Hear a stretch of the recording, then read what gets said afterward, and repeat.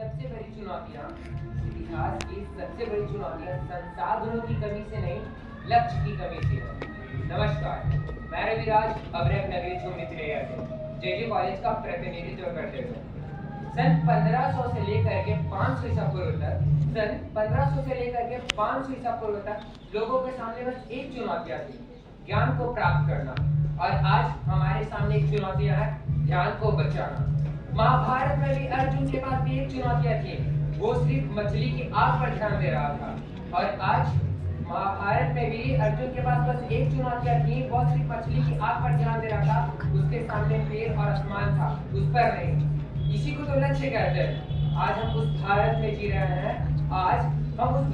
जी रहे हैं, जहाँ पर अनेकों प्रकार की कठिनाइयाँ और अनेकों प्रकार के लक्ष्यों का सामना करना पड़ता है, जिसमें लोग कितना विफल होते हैं इसका कोई अंदाजा नहीं है।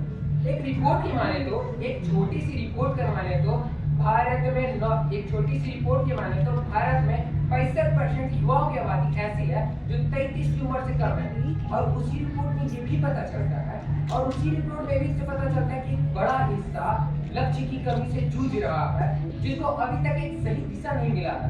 तब आप बोलते हैं कि लक्ष्य की कमी है, और ऐसा बात नहीं है कि लक्ष्य की कमी से बहुत ज्यादा समस्याएं हो रही है। अगर समस्याएं हो रही है और अगर कोई कहता है कि लक्ष्य की कमी से हम तनाव महसूस कर रहे हैं, तो ये बात ध्यान रखिएगा।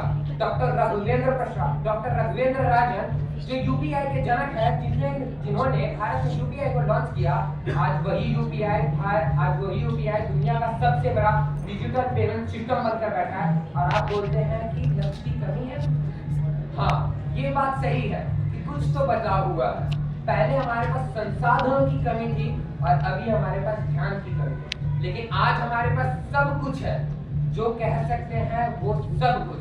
आज हमारे पास बेस्ट एजुकेशन है, बेस्ट टेक्नोलॉजी है, अनलिमिटेड अपॉर्चुनिटी है। लेकिन फिर भी एक प्रश्न, हमारा लक्ष्य कहाँ है? हम इतने डिस्ट्रैक्टेड क्यों हैं? एक प्रश्न अभी भी घूम रहा है। आज का युवा कहता है मैं बहुत परेशान हूँ। हम परेशान नहीं हैं, हम अपने विचारों से इतना भर चुके हैं कि हमारे अपने लक्ष्य के ऊपर केंद्रित नहीं हो पा रहे हैं।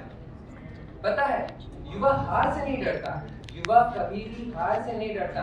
वो इस बात से डरता है कि लोग क्या सोचेंगे, बस इस बात से युवा हर बार डरता है। यही बात लोगों को आगे बढ़ने से रोकती है।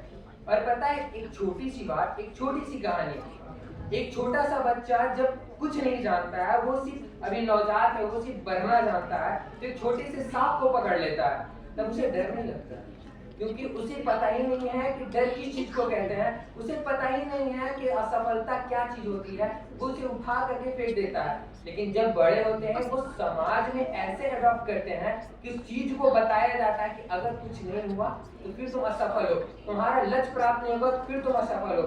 इसका मतलब क्या? असफलता और लक्ष्य की मान की भावना है। हम अपने मन में इस तरह का विकसित कर चुके हैं कि असफलता हम अपने मन और दिलो दिमाग में रखें। अगर ठीक उस छोटे से बच्चे जैसा अगर हम अपने सपनों के पीछे भी भागे बिना कुछ सोचे कि लोग क्या कहेंगे, शायद आज यहाँ नहीं कहीं और रहेंगे। और कौन कहता है कि हम युवा कुछ नहीं कर सकते हैं? अगर युवा कुछ नहीं कर सकते हैं तो हम वो पीढ़ी हैं जो बस स्क्रॉल नहीं करते, सवाल करते हैं। हम वो पीढ़ी है जो सिर्फ मोबाइल से कनेक्टेड नहीं है, मूल्यों से कनेक्टेड है। और जब मोबाइल से मूल्यों से कनेक्टेड है और जब सवाल पूछने वाला युवा जागता है, तो पता है वो सिर्फ ट्रेंड नहीं बनाता, वो पूरा इतिहास लिख देता है।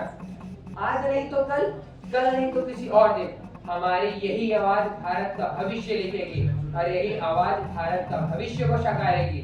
पता है, एक छोटी सी बात आज पता है, एक छोटी सी रिपोर्ट की माने तो पहले एक 2001 की बात बता रहे हैं। अगर एक छोटी सी रिपोर्ट माने तो पहले 2001 में एक आम आदमी की औसत ध्यान अवधि, जिसको कहते हैं एवरेज टाइम स्पैन, जो पहले 12 सेकंड का था, अब वो घट करके लगभग 8 सेकंड के ऊपर आके गिरा।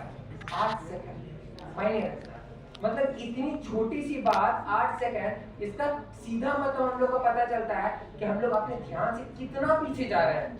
तो हम अपने ध्यान से पीछे क्यों जा रहे हैं? अगर छोटी छोटी बातों पे अगर हम अपनी बातों पे गौर करें तो शायद हम यहाँ नहीं बहुत आगे होंगे। अब मैं अपने वाणी को विराम देता हूँ। जय हिंद, जय भारत।